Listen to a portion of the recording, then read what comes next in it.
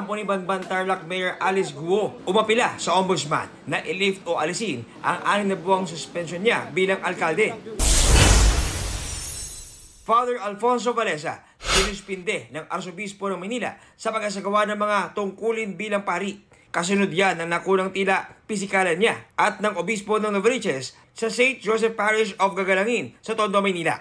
Pagtatama sa aming naunang ulat, si Father Reginald Malikdem, ang Vicar General ng Archdiocese of Manila, ang nakapanayam ng GMA Integrated News at nagbigay ng pahayag kaugnay sa insidente. Mahigit 80 Pinoy craftsmen at designer nagsama-sama sa Likha 3 exhibit sa Pasay, kung saan tampok ang mga produktong proudly Pinoy made. Dinaluhan nila First Lady Liza Araneta Marcos, Chinese Ambassador Wang Xilian at iba pang ambassador ang exhibit. John Consulta, nagbabalita para sa GMA Integrated News. Mga kapuso, alamin ang State of the Nation. Mag-subscribe sa GMA Integrated News sa YouTube.